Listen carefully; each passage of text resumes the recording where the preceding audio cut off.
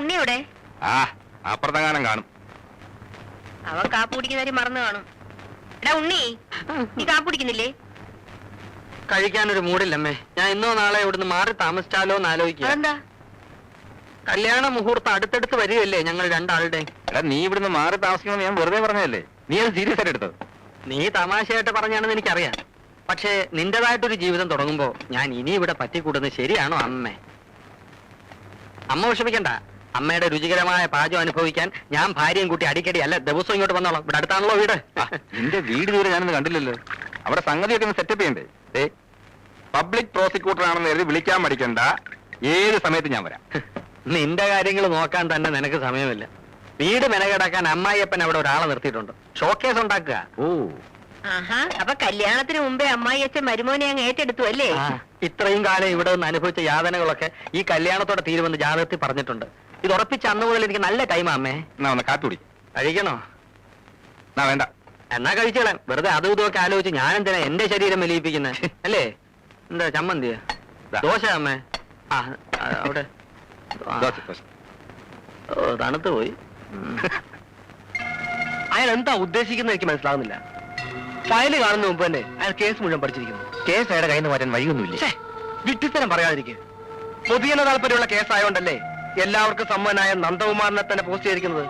എടോ, തന്നെ രക്ഷിക്കാൻ വേണ്ടി സർക്കാർ അവരുടെ ഇമേജ് കളഞ്ഞു വിളിക്കൂല. പിന്നെ എന്താ ഒരു മാർഗം? അതെ, ബലാത്സംഗത്തിൽ ഇറങ്ങുന്നതിന് മുമ്പ് ആലോചിക്കേണ്ടിയിരുന്നു. ഇപ്പൊ താൻ മാത്രമല്ല, തനിക്ക് വേണ്ടി അന്വേഷണ ചുമതല ഏറ്റെടുത്ത ഞാനും CI ഗോപാലക്കുറുപ്പും കൊടുക്കും. ജീവപര്യന്തം അകത്തുപോയി കിടക്കണ്ടെങ്കിലേ ആലോചിച്ച് എന്തെങ്കിലും ചെയ്യണം. അപ്പൊ ഞാനും സാറും ഒക്കെ രക്ഷപ്പെടണമെങ്കിൽ ആ വക്കീലിനെ വിചാരിക്കണം അല്ലേ? വിചാരിക്കണം. ഭൈരവനെ കൊണ്ട് അത് സാധിച്ചില്ലെങ്കിൽ പിന്നെ ആണായിട്ട് ജീവിച്ചിട്ട് എന്താ സാറേ കാര്യം? അല്ല, താൻ എന്താ ഉദ്ദേശിക്കുന്നത്? അത് തൽക്കാലം സാർ അറിയണ്ട. അയാളുടെ കല്യാണമല്ലേ, അതൊന്ന് കഴിഞ്ഞോട്ടെ.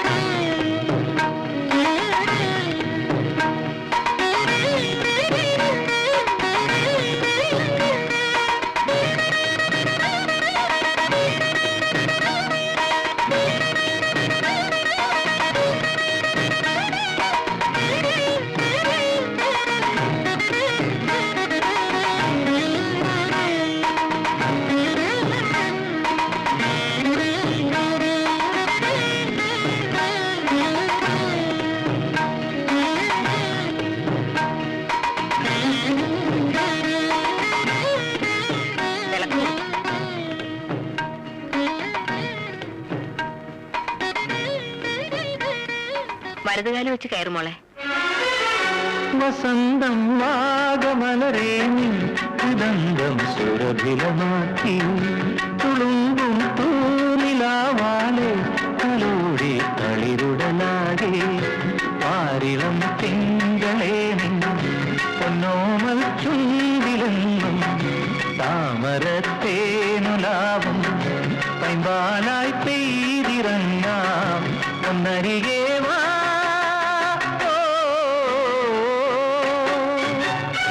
വസന്തം വാഗമലരേ ഉദന്തം സുരഭിലമാക്കി തുളുമ്പും തൂനിലാവാലെ കലോടി തളിരുടലാകെ.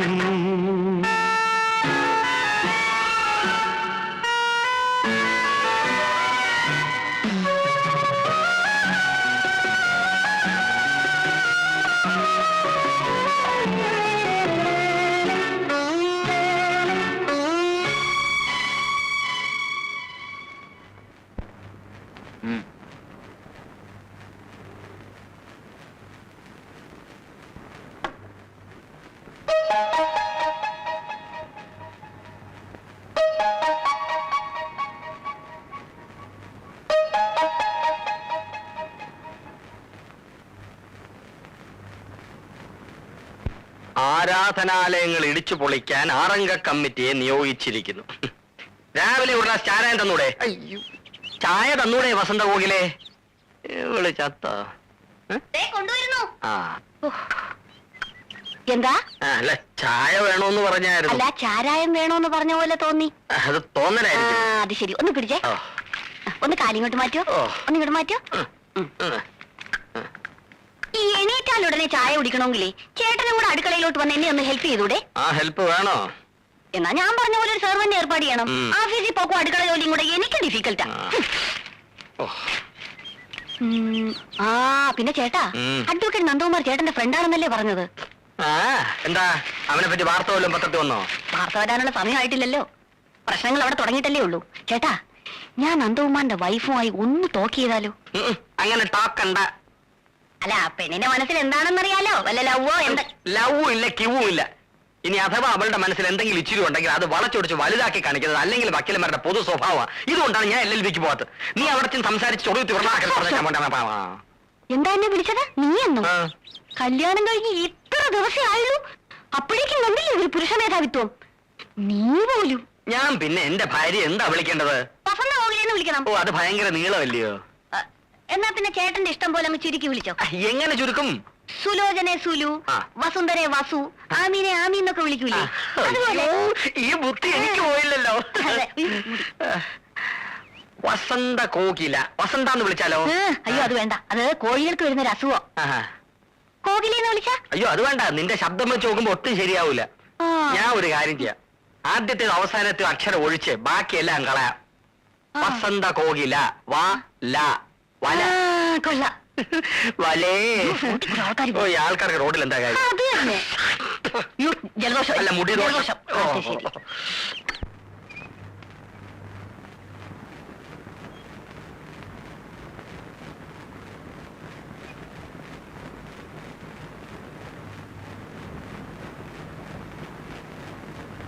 വല്ല കവിതയോ കഥയാണോ എഴുതുന്നത്? കുറച്ച് കുസൃതിയും കുന്നായ്മയും ഉണ്ടെന്നേ ചന്ദ്രഭാനു പറഞ്ഞുള്ളൂ. എഴുതുന്ന അസുഖം ഉണ്ടെന്ന് ഭാനു പറഞ്ഞില്ലല്ലോ. ഞാൻ അതൊന്നും അല്ല എഴുതിയത്. ആ, മറ്റുള്ളവരെ ചിരിപ്പിക്കാൻ മഹാബിരുദാണെന്നാ കേട്ടത്. എന്നിട്ട് പാടുപെട്ട് ഞാൻ എന്റെ തമാശ പറഞ്ഞിട്ട് ആദ്യം അത് സീരിയസ് ആയിട്ട് എടുത്ത് പറഞ്ഞല്ലോ. കോടതിയിലെങ്ങാനമാണിത് പൊട്ടിച്ചിരുന്നെങ്കിൽ ഇപ്പൊ കൂട്ടച്ചിരി വരുന്നേനെ. ഈ മുറിയിൽ തന്നെ ഇങ്ങനെ ഇരുന്നാ മതി. ആളെ കാണിക്കാനെങ്കിലും അടുക്കളയിലോട്ടൊന്നും ചെന്നില്ലേ അമ്മയ്ക്ക് എന്തോ തോന്നും. മരുമോള് വന്നിട്ട് വീടിന്റെ താക്കോലും ഏൽപ്പിച്ചിട്ട് കാശിയിലോ രാമേശ്വരത്തോ തീർത്ഥാടനത്തിന് പോവാന്ന് പറഞ്ഞിരിക്കുകയായിരുന്നു അമ്മാവിയമ്മ. കേട്ടോ?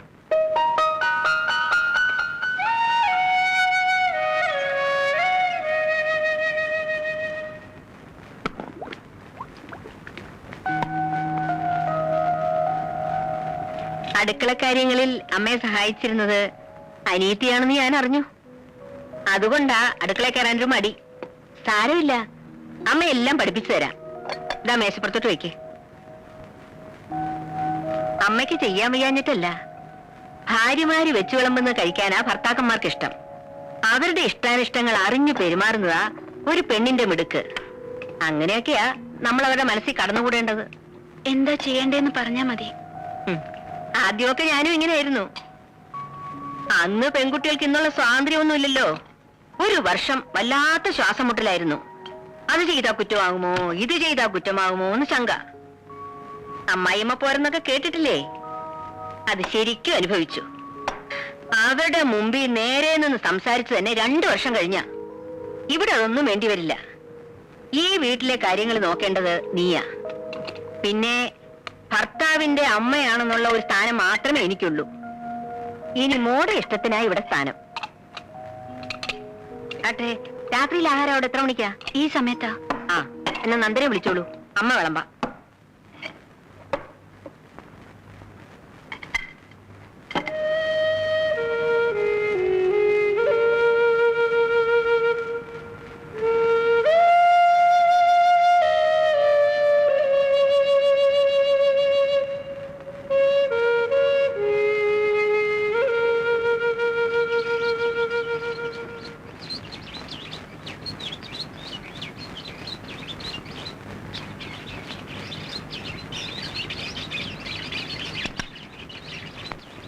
ചായ ഇരുന്ന് തണുക്കുന്നു. അവൾ എണീറ്റില്ലേ മോനെ?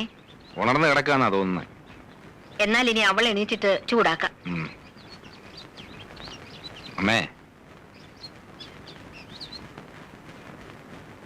അമ്മ ശ്രദ്ധിച്ചോ? അവൾക്ക് എന്തോ ഒരു പ്രയാസം. വന്ന് കയറിയപ്പം മുതൽ ഞാൻ ശ്രദ്ധിക്കുന്നതാ. എന്ത് പ്രയാസം?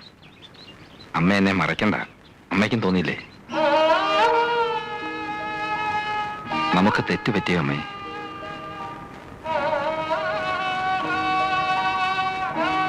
ആതിരയുടെ ഇഷ്ടം നോക്കാതാണോ ഈ വിവാഹം നടത്തിയത്?